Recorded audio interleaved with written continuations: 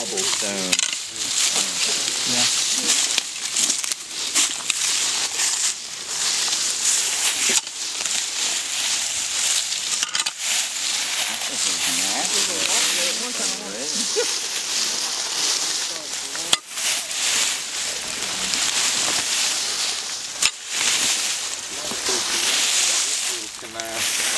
Yeah, so a lot of labor. So it's an old. This is the old. Josh was just throwing the rock at the water control structure. Right, it fills up that certain height, and then it goes into the pipe and goes underneath, right over where the traps were. This was the old water control structure when it used to fill up that high on the dam, and then it would flow over here into the stream. But they put that other kind of water control structure on it, and this one doesn't do anything anymore. Once it floods, maybe really bad. But you can see it's flowing right there, right? Yeah. So this thing, water just, it's all sand here, so the water just seeps through. It's still downhill. What is all that red crap? It's iron oxide. It's from iron in the minerals in the soil. And it percolates right through the side of the structure.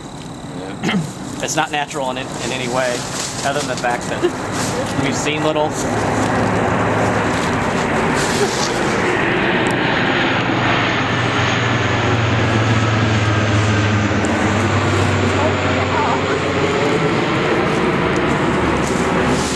they're coming around.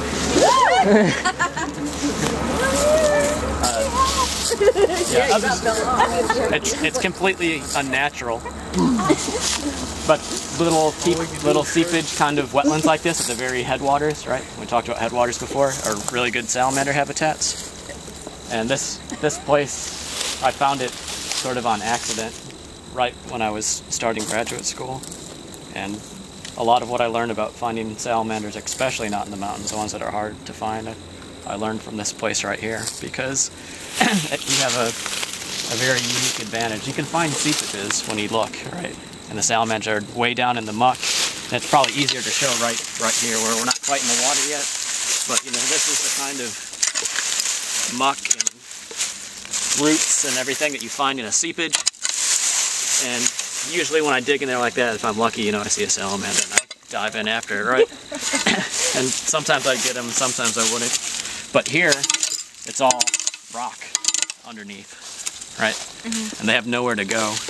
So I've dug salamanders out of muck that's like this deep down there, and without having this kind of thing, I would have never been able to catch them. And without having that opportunity to catch them like this, I would have never known that if I dug down in muck this deep, I'd be able to get them out of there.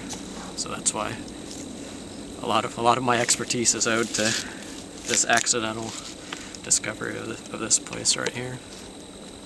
Because I've gone out with other biologists, and there's an old record of a salamander here, but we can't find any of them. And I'm like, what did you dig down in there?